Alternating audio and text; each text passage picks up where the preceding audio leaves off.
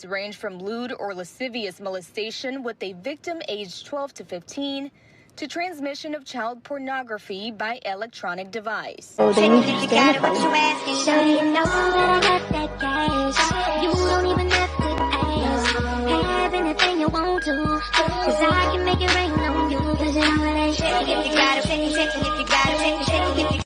Okay, we could have done without the little thought dance in the bathroom, but that was the clip on Twitter. I will play a longer segment in a video a little bit later on. So the headlines reads that this 23-year-old Alyssa Ann Zinger hit with X charges for posting as a teenager to have X with 12 to 15-year-old boys. Zinger was arrested last November for allegedly engaging in at least 30 I didn't see this part. At least 30 actual acts with middle school students. Zinger is being arrested for a second time.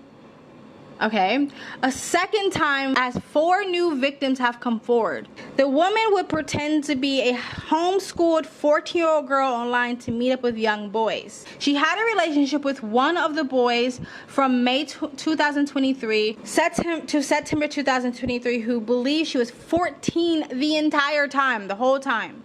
The Tampa, Florida woman allegedly told him that she had relationships with other young boys too in the past. First of all, okay, did I read this right? It says she had engaged in at least 30 actual acts with middle school students. Did they know she engaged with 30 actual acts with middle school students before the second arrest? Because she's 23, so I'm assuming when she got arrested, she didn't spend much time in prison, or she was released on probation to go out and offend again. What the flying fuck? Like, there's a part of me that want to react to this because I wanted to praise the police, because very rarely women are actually held to the same accountability that men are held to when engaging in actual acts with minors. So I want to be like, congratulations, they finally did it. They put in her behind bars. But now I'm finding out that she has at least 30 plus 3 more, so 33. So I don't know if they're just saying like, we found out after the second arrest that she engaged with 30 actual acts with middle school students, or if this was before the second arrest. If this was before the second arrest, what the fuck? She should have never been allowed back on the streets, but maybe this was found out after the second arrest. I'm not really sure. Anyway, she's being charged and arraigned.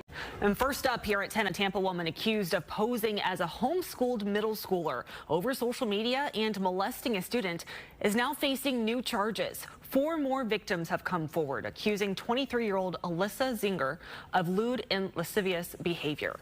Fox 13's Jennifer Baglis joins us now live in the newsroom. And Jennifer, how long has this been going on?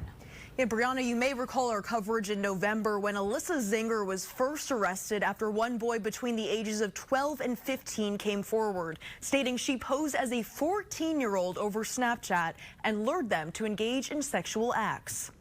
Now, 4 more victims, all between 12 and 15 years old, have come forward, stating Zinger targeted them too. Zinger, who had been released on bond from her November arrest, was put in handcuffs again on Thursday, now facing 11 felonies, including lewd and lascivious battery and molestation, possession of child pornography, sexual cyber harassment, and more. The charges are very serious. Friday, ahead of Zinger's first appearance in court, State Attorney Susie Lopez called the case every parent's worst nightmare. She was preying upon these victims who believed that they were actually her age when in fact she's a grown-up. In November, Zinger was arrested by Tampa police. According to search warrants we obtained, in May 2023, she befriended students at Woodrow Wilson Middle School on Snapchat, posing as a 14-year-old homeschooled student, and engaged in more than 30 sexual acts with 1 or more students from the school. Some she recorded and sent to other students. At the time, Zinger pled not guilty. State Attorney's Office has a dedicated unit, the Special Victims Unit. Our attorneys there are qualified and are trained to deal with cases such as this in dealing with young victims who have been through traumatic experiences. Now, with a total of 5 victims coming forward, Lopez says there could be even more out there. This is an ongoing investigation, and so she could have traveled to other counties. We just don't know at this point. Friday, Zinger's defense attorney Daniel Fernandez spoke about what's to come this Monday in a pretrial hearing. We're obviously going to be seeking bail, so we'll be filing our own motion. Asked Tampa police if these 4 victims all go to Woodrow Wilson Middle. I'm told that can't be disclosed at this time. This is still an active investigation. I also reached out to Zinger's attorney for a comment on these new charges, but I have not heard back. Back to you, Brianna. All right, Jennifer Vegas live for us in our newsroom. Jennifer, thank you.